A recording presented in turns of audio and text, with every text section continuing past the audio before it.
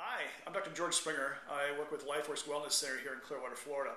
And today we're going to talk about one of my favorite topics, which is menopause, perimenopausal time frame. And I say my favorite topic because it's an area I have a lot of experience with and an area that I really enjoy working with because when women come in, they're obviously suffering from a lot of the different symptoms.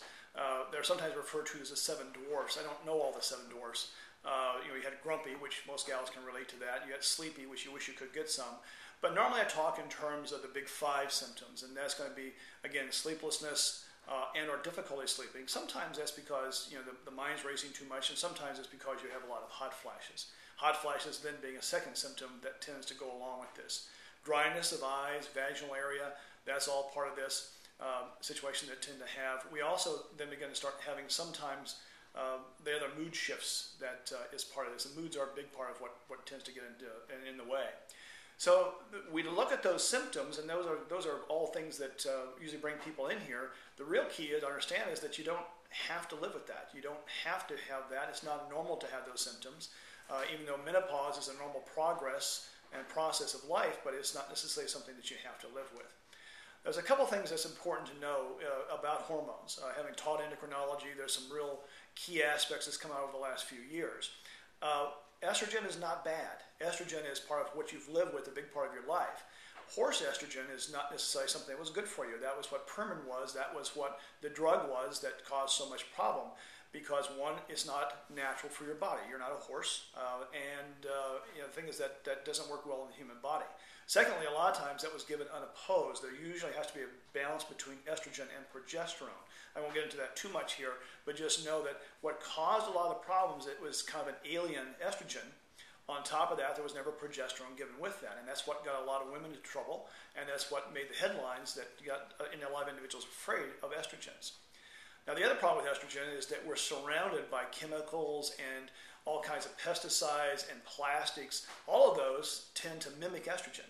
And as a result, women are overloaded, and guys too, for that matter, are overloaded with estrogenic effects in the body. So we have to look at all those factors as we're trying to assess what's going on with the hormones. So when you come to Lifeworks to be evaluated as far as hormones are concerned, it's not just simply, here's the test, you're deficient, here's some hormones. Because there's a lot more that goes into it if you're going to responsibly deal with hormones and if you're going to get the best results. The first thing I'd say we do is that we look at about 5 different things that are important. We look at the overall whole body approach to a person. In other words, I'm going to look at all systems of your body, even, for example, your digestive system. Because if your digestive system is not functioning well, it's affecting the liver.